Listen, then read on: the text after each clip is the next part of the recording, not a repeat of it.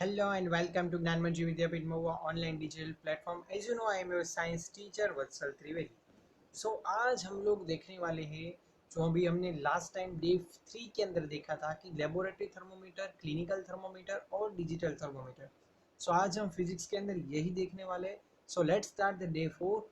आज के टॉपिक के अंदर हम देखेंगे. उससे पहले हम डे 3 के अंदर क्या देखा था उसे एक छोटा सा रिवीजन कर लेते हैं. So let's start the revision of the previous day. So let's start it. So let's solve some practice question regarding the previous session. So compare and contrast the laboratory thermometer with the clinical thermometer. So the answer is like that in your screen.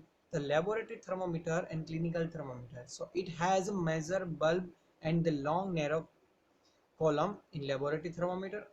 Also the temperature range is 10 यानी कि 10 degree Celsius to 110 यानी कि 110 degree Celsius. It does not have a nick.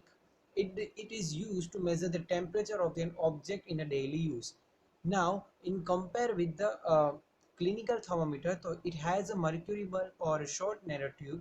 Then the temperature range is 35 degrees Celsius to 35 degrees Celsius to 42 degrees Celsius. Then it has a nick. उसके पास nick होती है. Then it used to measure the body temperature. हमारी body का temperature measure करने के लिए इसका use होता है. बट यहाँ पे सेम थिंग दोनों के अंदर है. So both are use to measure temperature. ये दोनों का टेम्परेचर मेजर करने के लिए यूज होता है. Next, both have a bulb with field mercury. दोनों के अंदर बल्ब है, उसके अंदर मर्क्यूरी फिल हुई होती है. ओके, बल्ब आपको मालूम होगा कि थर्मोमीटर का जो स्टार्टिंग का नीचे वाला हिस्सा है उसको हम बोलेंगे बल्ब, जिसके अंदर मर्क्यूरी फिलअप होती है.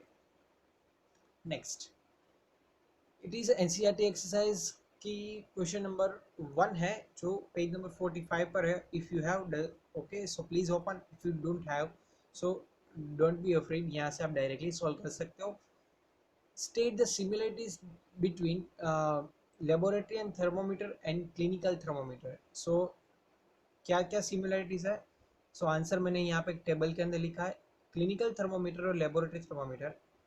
So clinical thermometer has a short steam, it has a nick, the temperature range is 37 degree to 42 degree Celsius and mostly used in the measure temperature of measure the body temperature. Then laboratory thermometer है, उसके अंदर हम देखें तो it has a long stem, then does not have a nick, उसके अंदर nick नहीं होती है. टेम्परेचर रेंज क्या है? -10 डिग्री टू 110 डिग्री सेल्सियस और mostly use in measure to temperature of object. ये ऑब्जेक्ट का टेम्परेचर मेजर करने के लिए यूज होता है.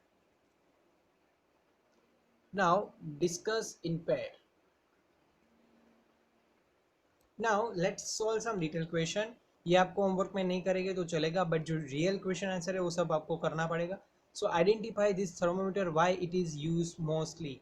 सो आप देख रहे हो कौन सा थर्मोमीटर है. So yes, this is a clinical thermometer and it is mostly used to measure the body temperature. Next is the identify this thermometer and where it is mostly used. So it is a clinical thermometer and it is used to mostly in a to measure the temperature of the body, objects. And this is कौन सा thermometer है और ये कहाँ पे use होता है? It is a digital thermometer. As you see that on image, it is used to measure the body temperature.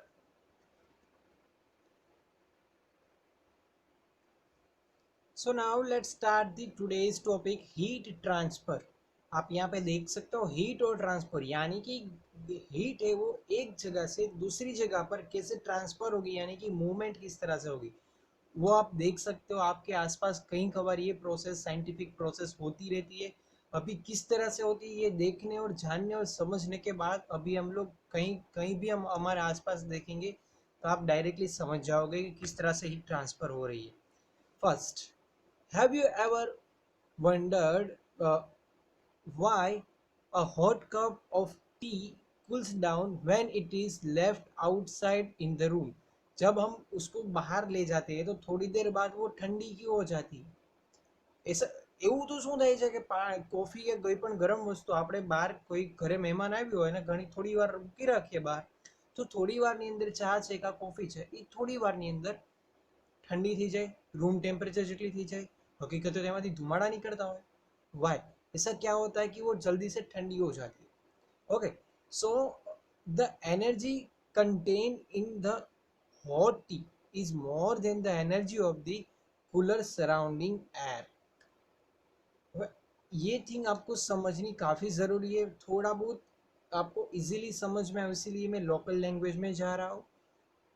Simple है कि જ્યારે કોઈ પણ ચાનો કપ હોય કે કોઈ પણ ગરમ વસ્તુ છે, એક નાના એવા કોઈ એક કપ છે કે કોઈ બાઉલની અંદર કોઈ પણ ગરમ વસ્તુ આપણે રાખીએ છીએ, પછી એને બહાર રૂમની અંદર મૂકી રાખીએ તો શું થશે? એક વસ્તુ વિચારવાની કે જે કપની અંદરની જે કંઈ ચા છે એનું ટેમ્પરેચર છે એની કરતાં બહારનું જે ટેમ્પરેચર છે, આખા એની આજુબાજુનું જે કંઈ ટેમ્પરેચર છે, એટલે આજુબાજુની જે એનર્જી છે, ઠંડી હવા છે, ઓકે, ચાનું ટેમ્પરેચર અને આજુબાજુના એટમોસ્ફિયરનું ટેમ્પરેચર ઠંડુ હશે કમ્પેર ટુ ચા. ચાનું જે લિક્વિડ હશે, ચા છે એનું ટેમ્પરેચર આજુબાજુના ટેમ્પરેચર કરતાં વધારે ગરમ હશે અને આજુબાજુનું ટેમ્પરેચર છે એનું કેવું હશે? એકદમ ઠંડુ હશે. ओके, सो एने લીધે આપણે एक वस्तु याद रखवानी कि द एनर्जी यानी कि जो हीट एनर्जी जो गर्म है, हीट एनर्जी है वो चाह की कम है यहाँ पे, बट जो एटमॉस्फेरिक एनर्जी है जो ठंडी है उससे ठंडी रहेगी और वो ज़्यादा एनर्जी रहेगी.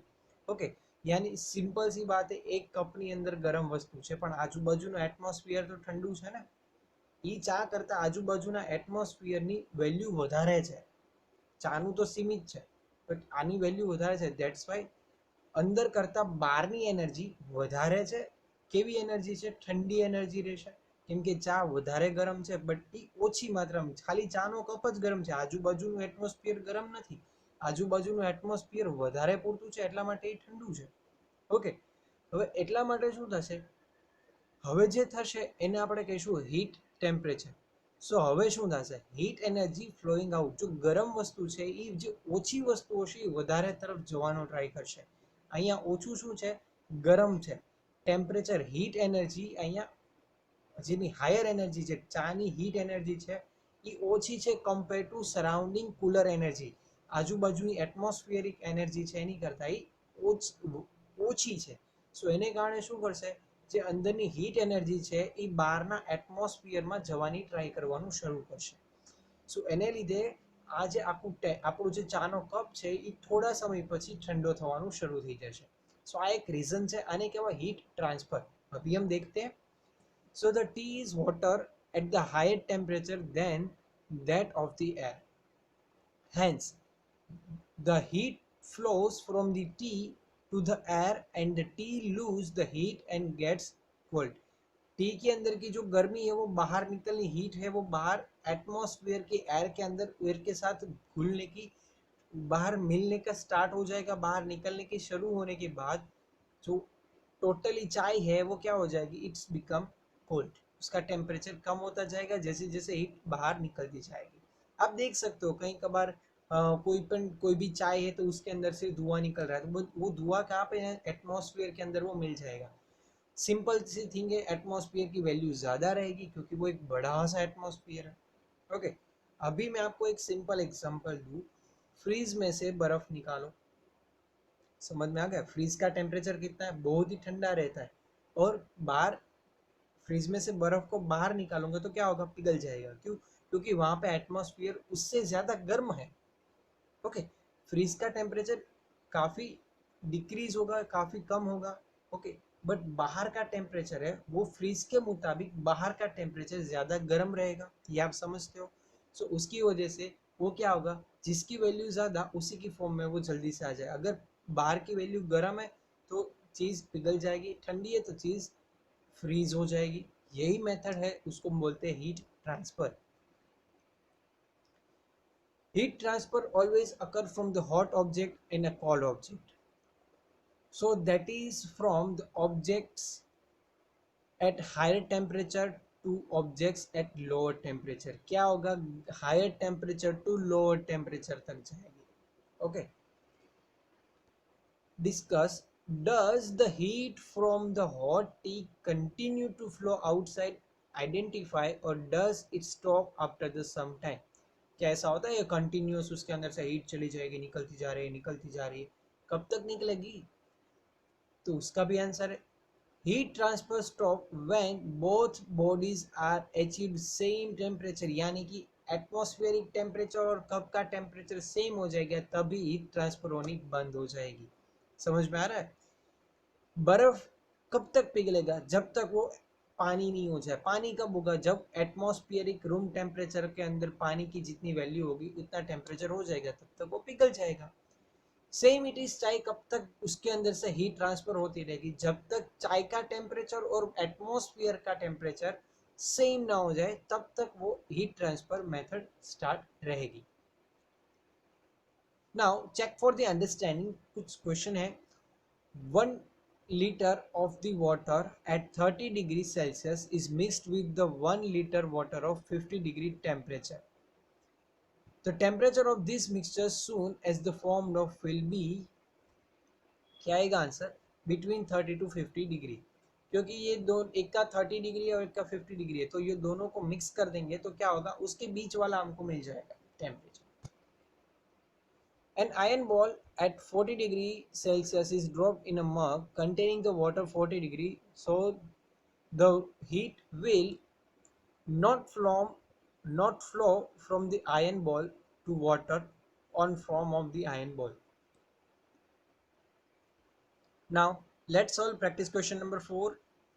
So based on the experimental setup, fill up the table. Prediction, observation or explanation. So accept any relevant response. So observation, the pin near the burning and we fall the first, the remaining pins will form the nearest the furthest end. And explanation क्या आ रहा है? Heat is transferred from the hotter to the cooler end. ये experiment आपको घर पर करना है, but आप घर पर नहीं करें तो काफ़ी अच्छा रहेगा। आप कहीं कभार देखेंगे या मम्मी जब रसोई बनाती है तब आप देखेंगे कि सपोज ये कोई स्टील है, ओके, कोई एक स्टील की स्पून है, अभी आप पैन देख रहे हो, ये स्टील की स्पून है, ऐसा हम कंसिडर करते हैं। अभी मैं यहाँ से उसको बर्न करूँगा, यहाँ से उसको गर्म करूँगा और यहाँ से मैंने होल्ड की है, तो क्या हो रहा है, यहाँ से धीरे धीरे धीरे धीरे धीरे हीट ट्रांसफर होते होते यहाँ पे आ जाएगी, डायरेक्टली मुझको यहाँ पे गर्म नहीं लगेगी। आपके घर पे ट्राई करना, कई कबार मैगी बनाते हो, स्पेशली मैगी जब आप बनाओगे या दूध गर्म करते हो, आप उसके अंदर स्पून से आप उसको मिक्स करने के लिए स्पून का यूज़ करेंगे तो क्या होगा, धीरे धीरे स्टार्टिंग का जो हिस्सा है वहां से हीट ट्रांसफर होते होते लास्ट वाले हिस्से तक आएगी। ओके, फिर हमको यहाँ से हमको कुछ हीट फील होगी तब तक, यानी कि हीट है वो यहाँ से यहाँ तक ट्रांसफर हो रही है। ये एक एक्टिविटी है जिसके बेस पर ये एक्सप्लेनेशन है। Now let's watch one amazing video related to today's topic. So let's watch it.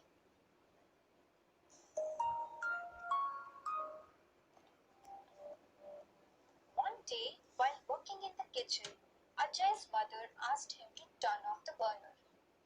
While doing so, he touched the ladle in the pan by accident and burnt his hand.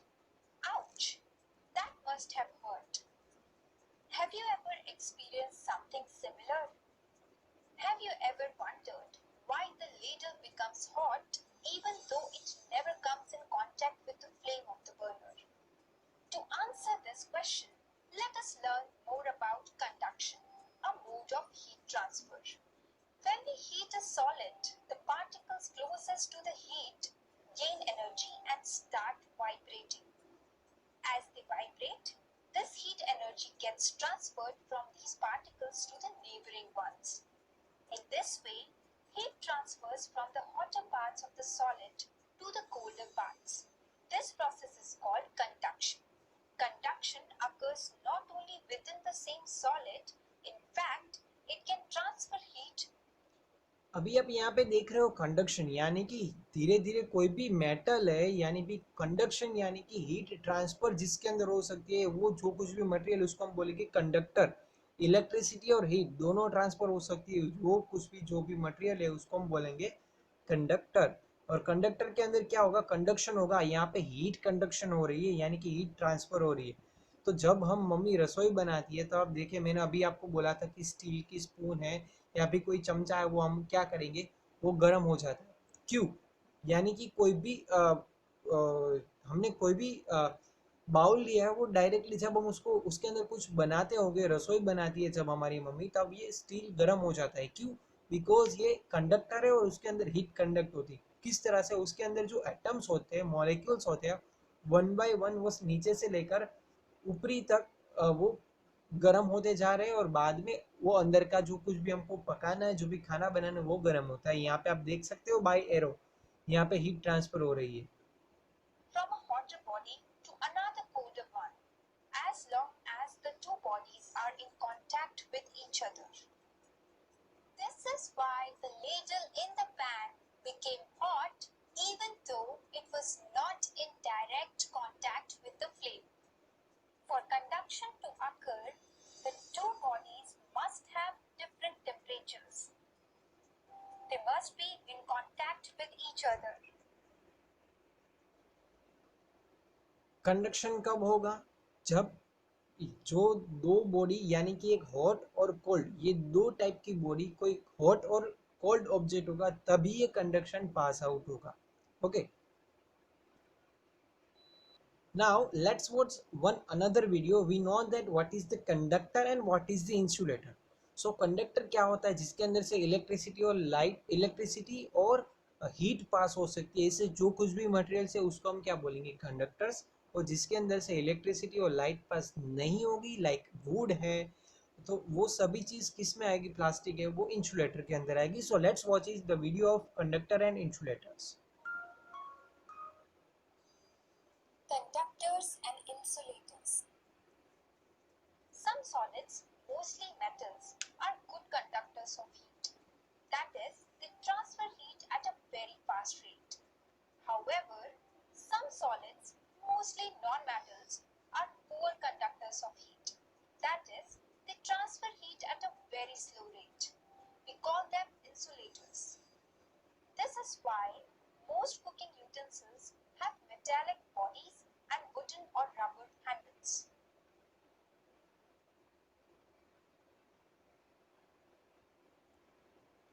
So in short we see that between the two videos, ये दोनों video से हमने देखा कि conductor यानी कि metals और non metal, जिसको हम इंसुलेटर बोलेंगे, प्लास्टिक से, रबर से, जिसका यूज, जिसके अंदर से हीट पास नहीं हो सकती, वो डायरेक्ट उसको बर्निंग कर देगा। बट स्टील है, मेटल्स है, ज़्यादातर मेटल्स है वो कंडक्टर्स होते हैं, उसके अंदर से हीट कंडक्ट हो सकती है। So that's why it is a conductor of heat. Now let's solve the practice question number 4. Practice question number 4.2.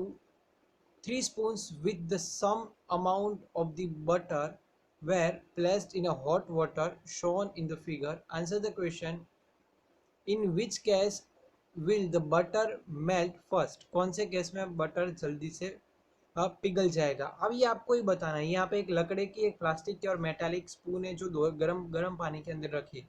So we know that the metal is a conductor, वो ज़्यादा जल्दी से वो हीट को transfer कर सकती है। That's why the metallic spoon है, यानी कि the butter on the metal spoon will melt first. Now ऐसा क्यों होता है? Give the reason for your answer. So the butter is a butter on the metal spoon will melt first because unlike the wood and plastic, metal is good conductor of heat. The metal spoon will conduct यानी कि transfer करेगा the heat from the hot water to the butter faster than the other two spoon, क्योंकि वो heat को ज़्यादा conduct कर सकता है, वो अच्छा है conductor for, good conductor for heat है। दैट उसकी वजह से मेटल की स्पून है उसके अंदर जो बटर है वो जल्दी से मेल्ट हो जाएगा। सो ये थे आज के हमारे प्रैक्टिस क्वेश्चन आंसर्स, और जो भी क्वेश्चन आंसर ये वीडियो के अंदर हमने देखे, सारे क्वेश्चन आंसर आप सबको अटेम्प्ट करने हैं। You have all question answer and आपने सभी क्वेश्चन आंसर अब तक करे हैं कंप्लीट, तो आज के वीडियो की क्वेश्चन आंसर की आपको इजीली आपको समझ में आ जाएगा। So you have to complete this all question answer as a homework. Okay, so if any types of doubt please ask me, I will definitely solve your doubt. So आज का session यहाँ तक रखेंगे। सो अभी के लिए stay happy, stay home, thank you very much, to be continue on next video.